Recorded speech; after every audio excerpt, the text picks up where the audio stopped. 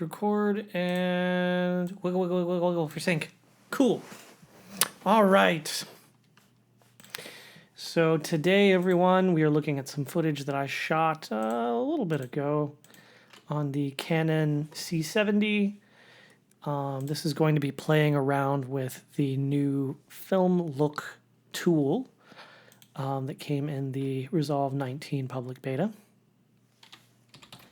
I have heard and seen some mixed opinions on this tool from a lot of people. It has its own built-in CST. We're gonna do some experimentation with it though.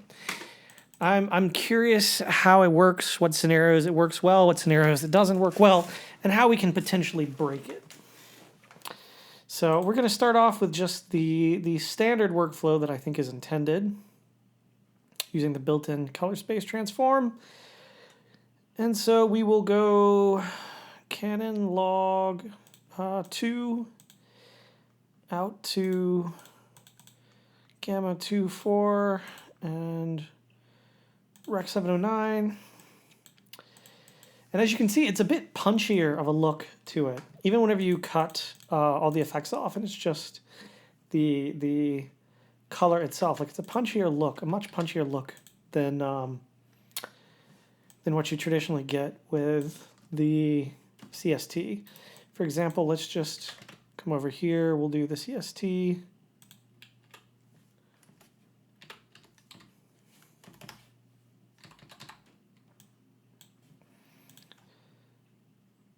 Canon Cinema Gamut. Canon log 2 out to gamma 2.4. Rec 709. So if we side by side them, you're going to notice a few things right off the bat, and that is that it's got a green push to it. It's interesting. The first time I used it, I wondered if my settings were off and somehow I were going into P3 as the white point, but no, they just have a much more not warm white point like you would expect film emulation to, but a very green white point, kind of like P3. So that's our first interesting tidbit. The second interesting tidbit is the contrast and the saturation being different. It has a very aggressive curve to it. So let's just copy that. And we're going to do our ACES transform. Since in the last video I mentioned that ACES kind of has a bit of an aggressive punch to it as well. Let's just compare and contrast the contrast. I'm so dumb. So yeah, let's compare and contrast the contrast between these transforms.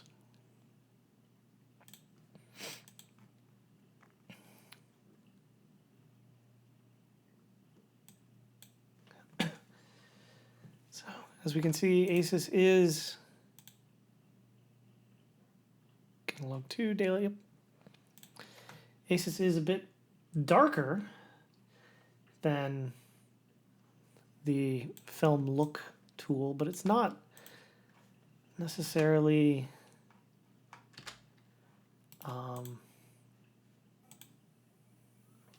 punchy in the same way, like contrasty in the same way. It just seems like we have a more aggressive gamma and toe than the CST. Though the white gets cleaned up too. Like, there's a little bit of a punch to the white where it's not as low in the trace.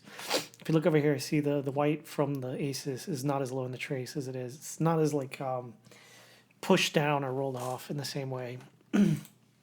It's almost like excuse me.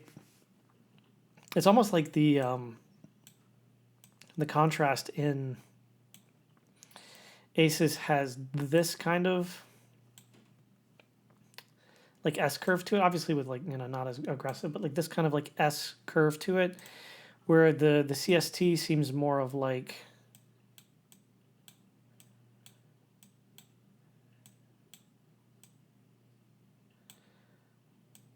this softer kind of curve on the top and the bottom. Actually, that looks almost like the contrast curve for the film thing. I'm probably completely wrong, showing my lack of knowledge here. Regardless, we're going to mad scientist this ish. So the first thing I want to do is I want to bring up the CST, and then I want to try, just for shits and giggles, let's see what happens if we do a P3 DCI white point. And then we output to our 709 and we don't do white point annotation.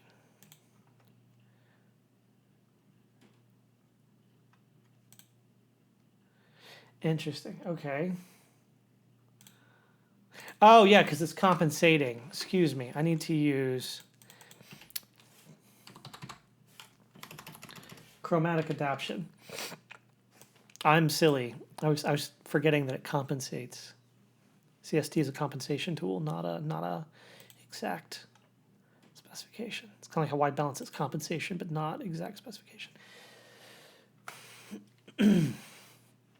Interesting. So we end up very pink when we compensate. So it's not. We know that it is not a P3 white point, though it is very green. It is not a P3 white point. Interesting. Interesting. I forget my status is.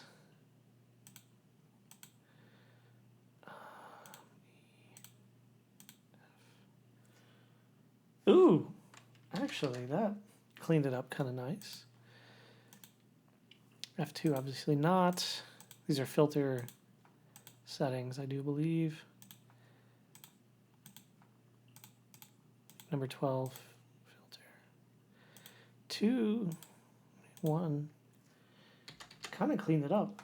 I mean, that's probably not an accurate transform at all, but we're just literally just goofing here to see what happens. Like this is literally just pushing buttons and seeing what happens, which is my favorite part of anything color and video related, is just mashing buttons like a heathen and breaking all the rules. All right, so let's see then how well we can clean it up in app. So that does turn it very pink. 50, and then what if we set our white point? No, okay, so you really can't clean it up. That green is somewhat baked in. Interesting. So the output white point is interesting too, because we have our chromatic adaptation settings. Not our, that's kind of cleaned up. Not our,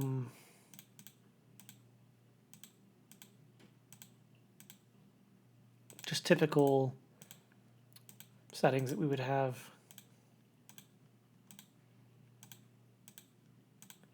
for white balance. What is ACES white point? I mean, I guess that's kind of the same. So here's what I want to know. What happens when we go DCI? Nothing. It's correcting for the white point. What happens if we go DCI here? Very green. Okay.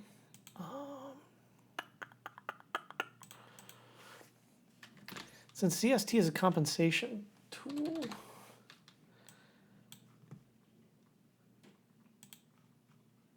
what if we go 709 to DCI to pink? But what if we went DCI here? Would it look the same?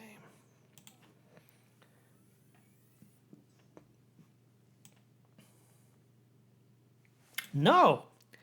Surprising. No. The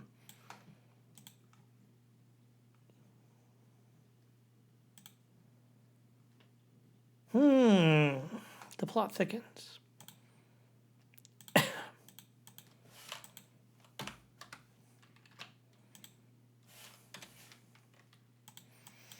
Okay. So we have tint skin bias. Okay, it's, let me just zoom in. So it's literally changing like the density of the saturation. Almost looks like it's a keyed preset. Like it's, let me just use the color warper tool. Let's say this is our skin tone line here. It's almost like they're taking that skin tone line and then keying that and then pulling density, probably with gamma of some sort based upon the values. You know, we could also do it with our keyer. We could, you know, just pick skin tone values and then set like, all right, you know, genericized skin tone saturation and luminance, blah, blah, blah, all falls within like this range most of the time when it's not completely, you know, screwy with white balance. And so that's that. That's fascinating. Okay. We have our subtractive sat, which just looks like saturation, but also looks like it's slightly keyed maybe. So it has like a bias to it. Like let's just check it.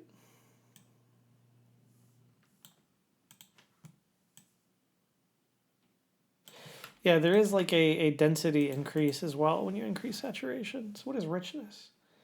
It's the same kind of thing. So what if we dump our sat, but we increase richness? You get a weird looking image. What happens if we dump our richness, but we increase our sat? We also get a weird looking image. Interesting. Not sure when I would use these for anything, because they seem a little unpredictable. But maybe if I played around with them. Bleach bypass. Oh, it's literally a desat and a contrast at the same time. So it's kind of like the opposite of normal contrast. Like normally when you increase contrast, it's increasing density and saturation. But with this, whoops, I accidentally hit end on my keyboard instead of delete. But with this, it's increasing the contrast, but also subtracting saturation. So I wonder if it's the same as like just increasing luminance contrast only. I mean, this is like more of a linear contrast. It doesn't, which I don't get why there's no S-curve to the HDR contrast tools, but you know, it's definitely more like that, where it's increasing independent of saturation, which is neat, I suppose. There's like presets too, so we have like 65, 35. That doesn't affect color. Probably just affects the effects. We'll get into the like halation and other effects later. Cinematic, which has a split tone to it. What is our split tone? Interesting. So it's not orange and teal. It's more of like a peach and teal, which I guess peach is kind of orangey. You'd expect orange and teal to be more like that though, where it's like orange and teal, but that's not even really teal. I don't know. Interesting split tone choices. They do give us like a lot of creativity and how you can roll the split. I kind of want the split tone tool by itself now though, like not having to deal with this, because when you turn color blend off, then you lose the split tone. But I kind of want the split tone tool without, like just as a separate OFX without the film emulation built into it, because just being able to do like a nice split tone without needing to manually do it, just quickly like pop that, could lead to some interesting effects. Could also lead to you know, decently cleaning up some issues in you know, some under or overexposed clips that need some heavy white balance correction, and or like IR pollution in the bottom end of something. Like I can see plenty of uses for that. Why did I delete the thing? What else have we got? Bleach bypass. That's what's cinematic. Oh yeah, cinematic. Bleach bypass. Nostalgic. Let me turn off. Oh, okay. It's like 8mm. Cool. Default, no effects. Custom. So default. Okay, that's that. So what I want to know is what happens if we go out to Cineon and we go into our own print. Also, what I want to know is what happens if we go out to Cineon and then we just correct to display. Like, is that bypassing the print? Doesn't really look like it is. It looks like we still got that green tint to it. Yeah. Interesting. This is why I'm doing this. Is to like.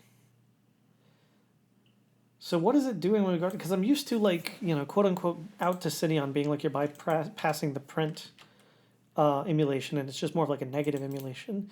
That doesn't seem to be the case in this. It seems like we still have our print color tinting and our print kind of contrast built into our look no matter what we do. What happens if we go out though to and roll our own print emulation through the built-in Kodak print LUT? We definitely get like a really high contrast look. Very punchy, but it cleans up the white on the top. So the Kodak LUT really does clean that up, which is interesting. And I'm gonna play around with, you know, the film look LUT in like pass-through modes and with some color management too in a bit. So this is just a test. Very interesting. I kind of dig the look though. Like it's very punchy, but I kind of dig it. I mean, it's not for everything. But with like this white snow here, it's like, let's see. Let's like go under it and pull our highlights down some.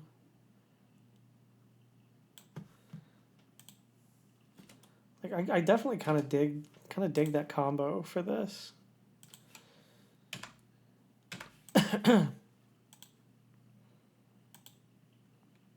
All right. So let's reset the whole thing. Let's put it back in LUT compute compatible, just so that I'm not eating CPU cycles, and I have it where it's you know, because most of the time I would do the texture separate from the color transform anyway, personal preference, but I like doing the texturing and the look as two different things. So what I want to do is use CST. We'll also put the Kodak LUT back.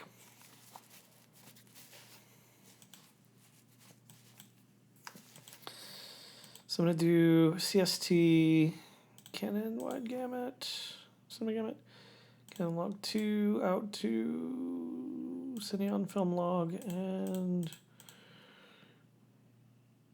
Rec 709. Okay.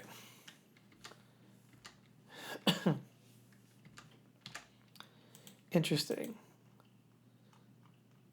So what if we do our input color space as Rec 709, input gamma as Cineon film log, our output gamma as Cineon film log, input color space as Rec 709. So does that make a difference at all for the pass through? Seems like it does. Okay. Good to know that, like, for the pass through, that makes a difference. Once again, it's definitely a punchy look. Let's bring the CST back up. See how low the highlights are. Let's bring aces back up.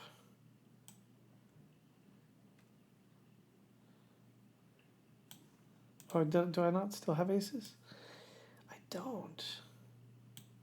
Do I? Interesting. Okay.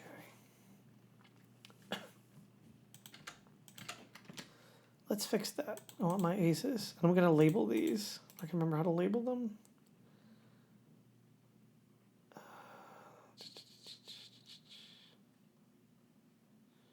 Change label. CST, is that correct? Let me make sure. Yep. That's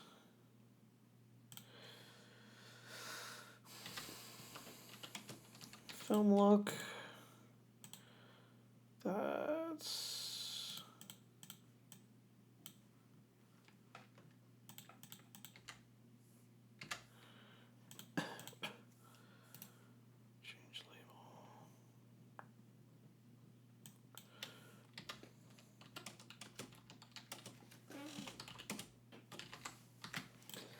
Film look sitting on between. Let's get our ACES reference here. Should have kept that still or taken a still of it if I didn't.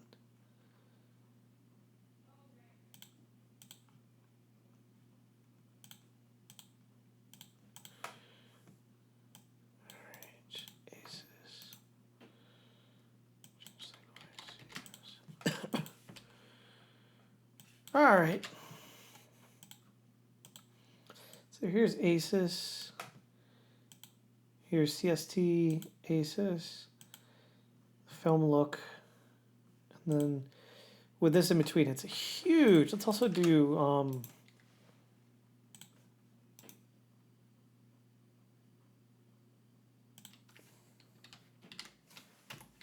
Kodak, just going directly into it. It's a huge contrast difference between all the transforms. It's super punchy.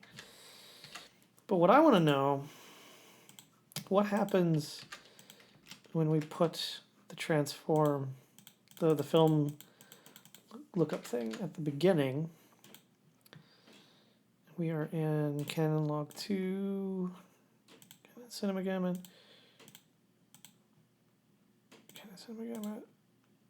Canon Log 2. Oh, surprisingly.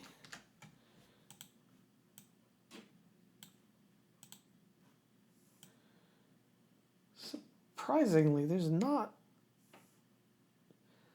much difference. There may be a subtle difference to it, but the color science pipeline seems to be maintained enough that it doesn't matter.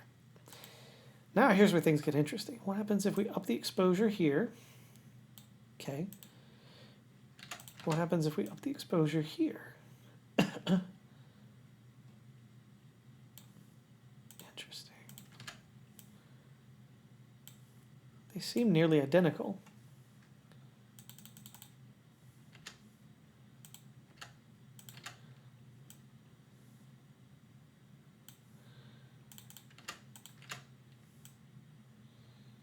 Yeah, they seem nearly identical in response. Interesting. Huh. So the question I have is, what is the intended workflow with this?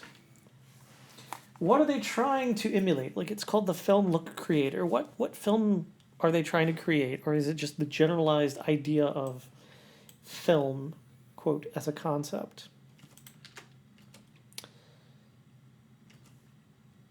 I have so many questions. I'm so curious about this.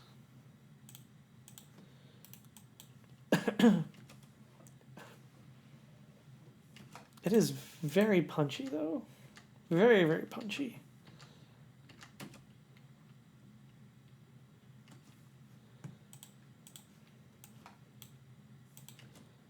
But I still maintain that, like, for this snowy scene here, I kind of dig it.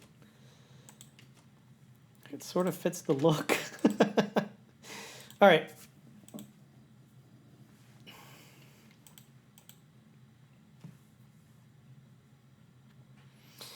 What happens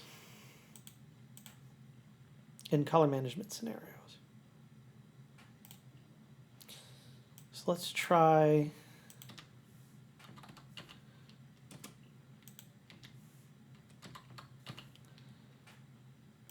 Film Look Creator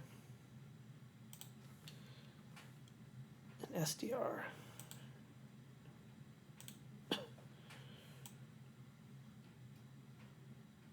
Interesting. Okay, so this sort of proves one of the theories that I had, and that is that the CST is going into pre-film look, not post-film look. Because we're getting the same results here. We'd have different results if the transform was post-film look. Okay. Interesting. All right. And then it should, because we're setting it to match our timeline, it should still pass through perfectly in HDR. So So what I want to know is, does that affect the tools, or are the tools color space aware?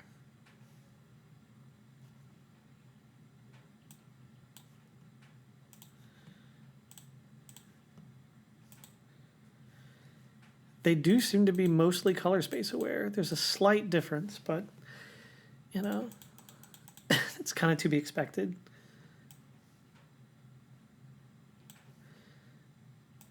And then Asus, because Asus has its own look built into it, should also have a change to the look. Okay, so Asus is stacking that contrast on it. Fascinating stuff.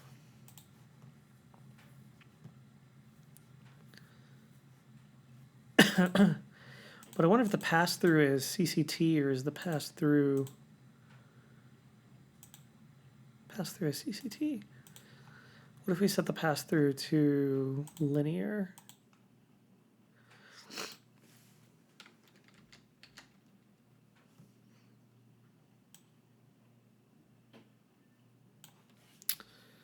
Interesting. Okay. Just trying to break it.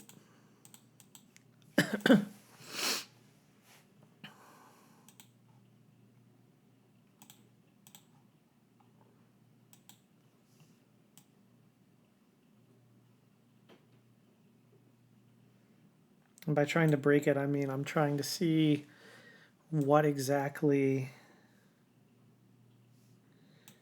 this tool is doing.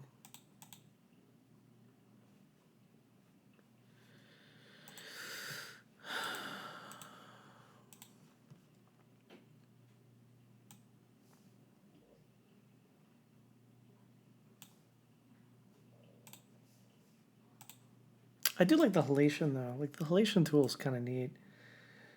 It's much less computationally intense than which let's play around with some of the effects of the things. So it's much less computationally intense than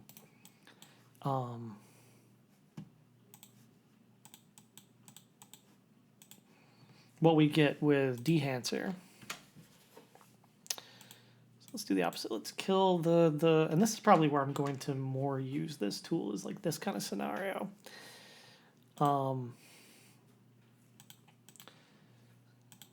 The halation tool is interesting because it's like I said, much less intense than what we get with Dehancer in terms of like CPU, GPU demand.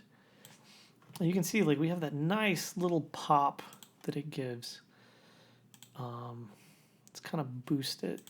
Let's cut the bloom off too, just so we see the halation only. That nice little like pop of, in this case, Dehancer's default is like more of a red, which is what I'm used to seeing in halation. This is more of like a golden color, which looks more like how a lot of corrected material for broadcast looks. If you look at like older film scans, you know, or if you get like something with no remjet on it, like Cinestill, you get this nasty kind of red outline for halation.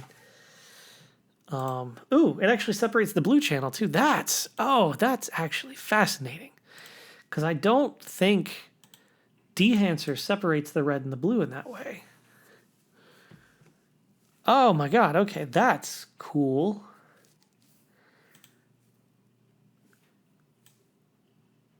Yeah, I don't think Dehancer does that.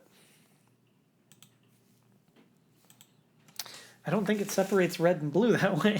So that's interesting. Let's actually bring Dehancer into this. Which I also just realized that like a better scenario for this is probably post clip, but whatever. We're gonna use Dehancer. Off with that. Off with the grain. I think they have a Cineon. They do. Just by bypass back to Cineon. Is that a true pass-through? It is. It do be. Never really played with Cineon pass-through. Interesting. Don't like that. Interesting. Not a fan. Not a fan. I never used the negative. I mean, they have all of these like negative simulations in DAnswer, and I never used them. Maybe I should play around with those too. Like I've never really like sat down and played around with them. Just like film compression, I've never really sat down and played around with that. But like, it's interesting. All right, halation.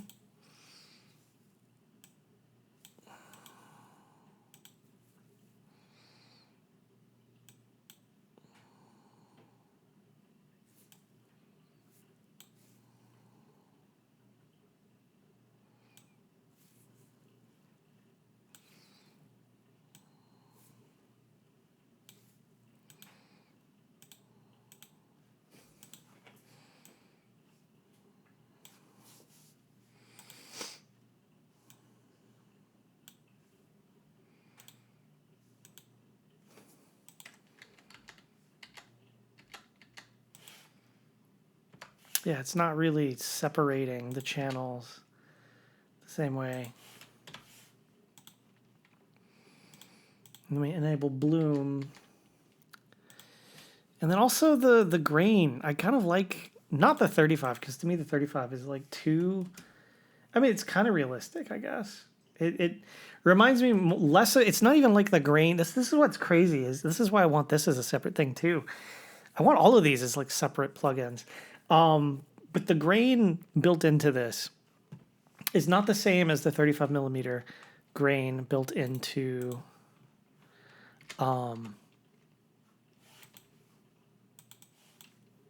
Resolve.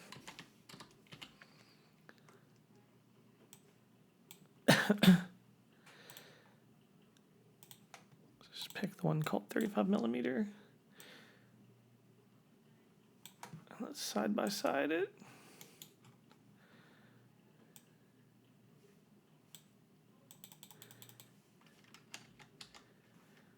Like it's not the same. It's not the same grain. Ah, shoot. It's not the same grain. I don't even think it's the same grain that is built into the halation tool. Because the halation tool works differently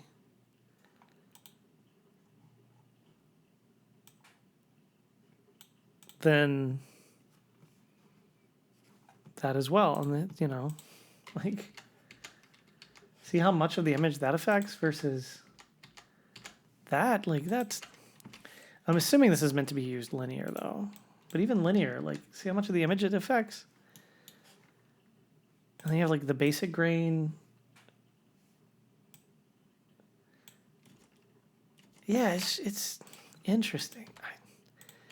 I don't know. I really like the grain built into this app. That's why I said it's much more useful, at least in its current form, for textures than it is for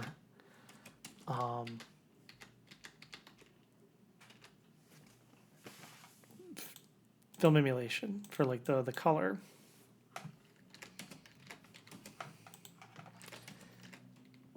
But I don't like the presets, because to me the 35 millimeter is too soft, and then the grain is not as strong as I want it in the 65 millimeter setting. I kind of want something like this, where it's the 65 millimeter preset for everything except for grain, and then the grain is set to 35. And what's interesting is, to me, this, and I'm not saying it's going to look like it, but it feels like Filmbox. I gotta drop the resolution though, because Filmbox doesn't work with anything, because I don't have the full version. It doesn't work with anything except for 2K or lower. So let's, and then where is Canon? Canon. Oh, that's interesting. Huh. Well, I was not expecting Filmbox to look like our punchy. Are they trying to compete with Filmbox? Are they using the Filmbox? Questions. I have questions. No, my life is a lie. Okay, so this is Film Look and Filmbox. Somehow, Filmbox is more green in the top end, but more neutral in the bottom end. Interesting. I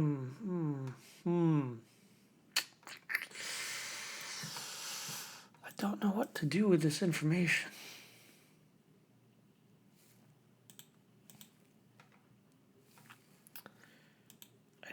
I don't know what to do with this information. Okay.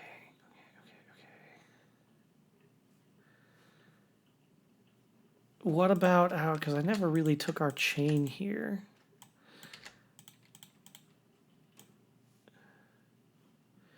Oh, that doesn't look right.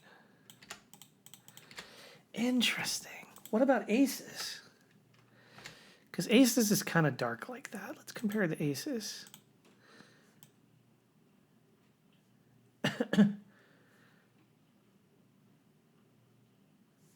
They do have, not entirely, but they do have kind of similar, if you look at the trace, kind of similar shapes. So what do I do with this information? All right.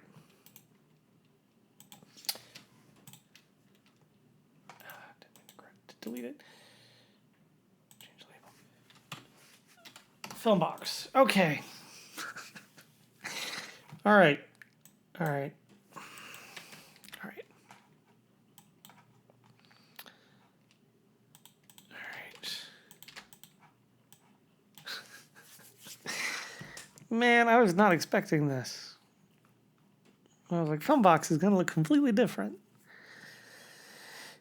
Okay. Canon, where are you? Well, we want to do the full.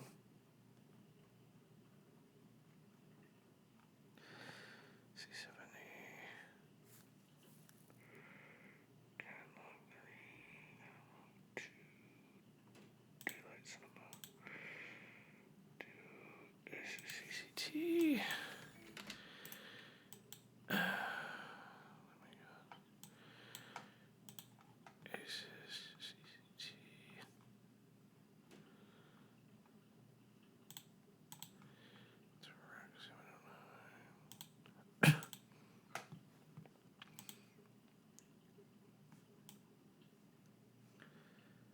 They are surprisingly similar, which makes me think Filmbox is using aces as a base. Like they're probably taking aces and then adding on to it. Okay.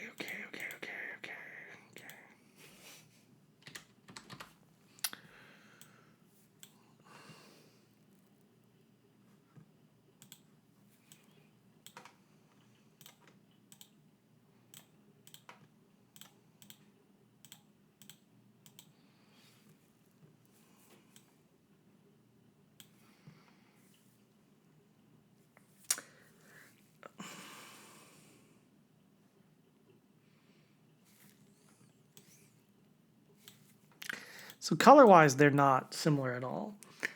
But contrast and texture-wise, they are very similar. Especially if I put it in 35mm mode.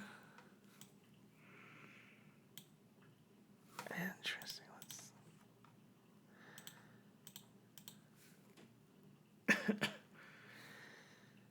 Huh.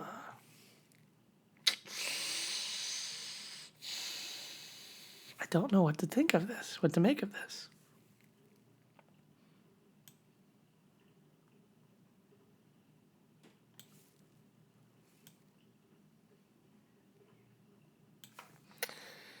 So what if we put it after aces, post aces, paces. Okay, now it looks very different. What if it's pre-aces?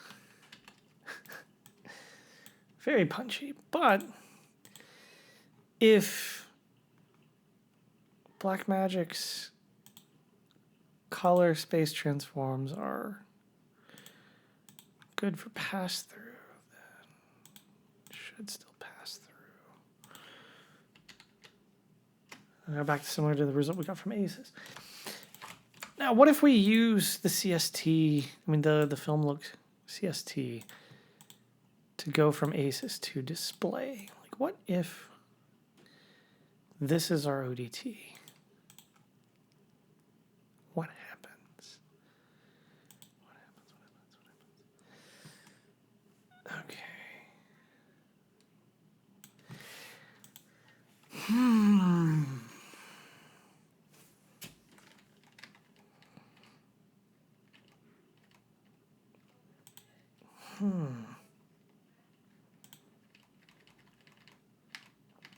Where's the one where it was in between?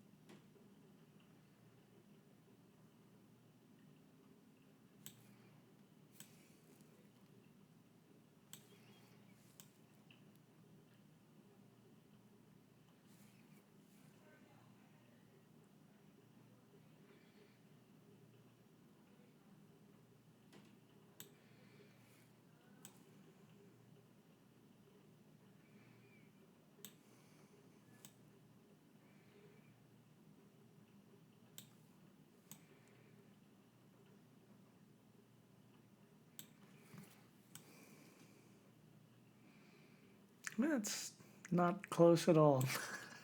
Man, Filmbox is such a...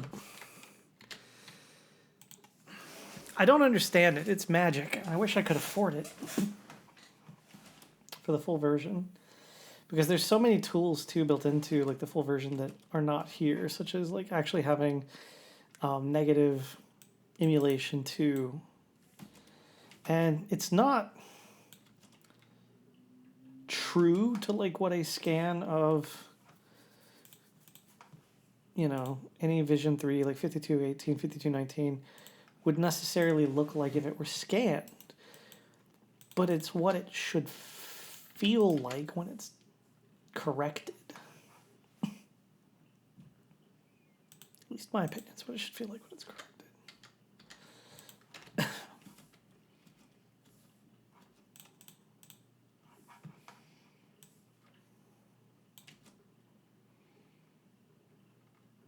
I kind of like this look though. Like this is a nice look. I would use this.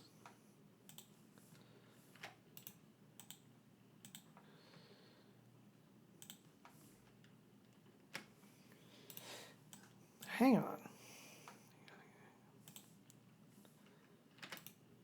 Is that where they're getting the green from? From Fuji?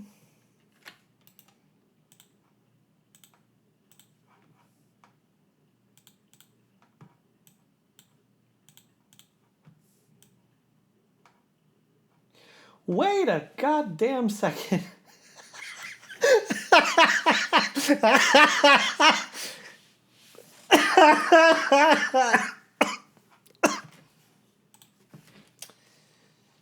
Oh, Lord. Oh, Lord.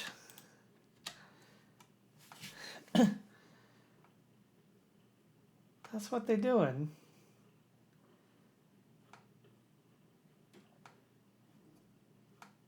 I think.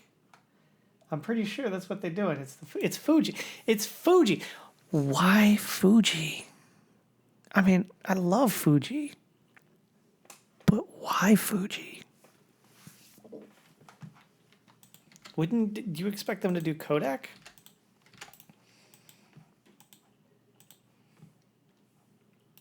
Are you ever going to do like the warm white point? Wouldn't you expect them to do codec as their print that they lean into? Weird. Questions. So many questions. So many questions. Okay. Was not expecting to find that out today. Why Fuji? Okay, my brain.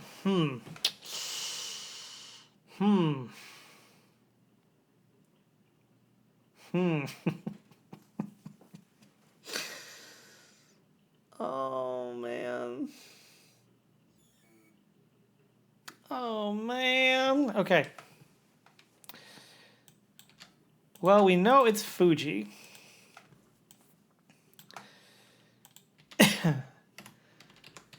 Dehancer has Fuji. Let's just play with it and see.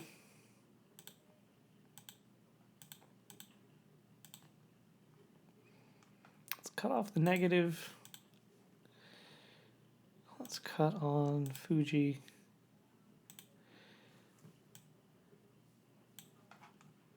Let's get rid of the green for now.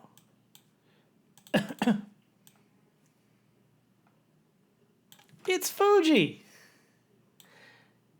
What?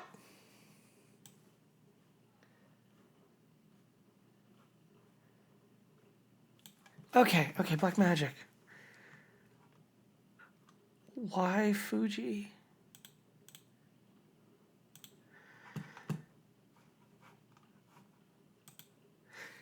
Inquiring minds want to know.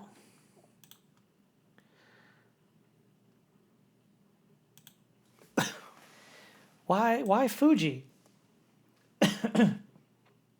Especially since, I mean, this is a pretty I'm kind of shocked, but the pretty decent negative emulation here, because like the green in the Fuji prints is meant to be overcome by the red that's in the Fuji negative, and so it balances out. But like if you just go straight into a digital, it doesn't quite balance out. You know, Kodak had just more neutral negatives, and so the Vision prints and the print emulation around Vision 3 are going to be more neutral. You know, a little bit like a red under bottom, but still, like, why Fuji? I'm so curious. I'm not even hating. I just want to know why. What is this? Like, did I just crack a code here? I feel smart, but I know I'm not. But I feel smart. This is... Man, okay, it's Fuji. Yo. Like, it's Fuji. What?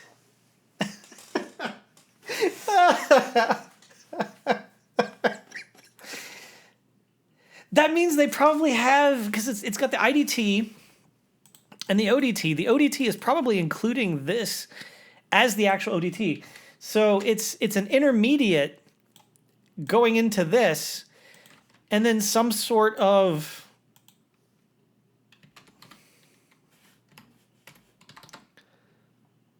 CS. I'm trying to think like what their node tree is like in this app.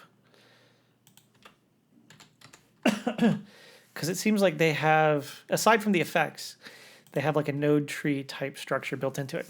So it's like your IDT, your film print, then your ODT, not going from your IDT out to your display, but from the print out to your display. And then chromatic adaptation at the end. Is that how it's working? God, if that's actually how it's working, I feel really smart right now. If that's not how it's working, I'm sorry. But if that's the case, why can we not have a drop down where we just trade out the print that's part of it? Why not have it where we can bypass the print but still have access to the color controls? Is the print actually using the print LUT, or is it like rebuilt as a like a power grade type situation where, because we have all of these variable controls here, you know, they are interacting with it? Or are these like parallel nodes within this chain here? Like what is it doing? What so many questions. So many questions. So many questions. So many questions. Okay, one thing I do want to know. Okay. Let's get back to Billy Science. Exposure. What is exposure doing? So there's a roll to the exposure, and we're clamping it pretty high and pretty low. So it's like within video levels almost. It looks like it is like clamped within video levels. Yeah, significantly. So it's clamped, but it's like, it does look like it's offset with that roll to it. Do we get the same kind of roll? We do. Okay. But what about pre? We get the exact same. Well, there's a little bit of like weirdness to it. Compresses. Okay, so it compresses. So it's like an offset that is a linear offset. It's not pre. Okay, it's not pre IDT. It's post IDT, pre ODT, pre film emulation as well, because the film emulation, I'm assuming, is what's doing the clamping and that roll to the top and bottom. So we have our IDT. Then we have our. I gotta check something. All right, let's grab this as a still. Let's just bypass this. Let's cut this on, and then let's do color space transform, and then we'll do out to city on film log from gamma 2.4. Okay, so it's not exact. It is not exact. Okay. So there's something more going on here than just that.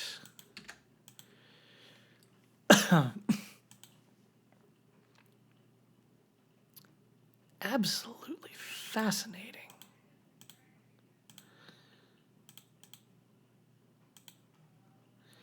So what if we do Cineon film log at gamma 2.4? Interesting. This is... I mean, I'm going to end the video here. This is fascinating stuff.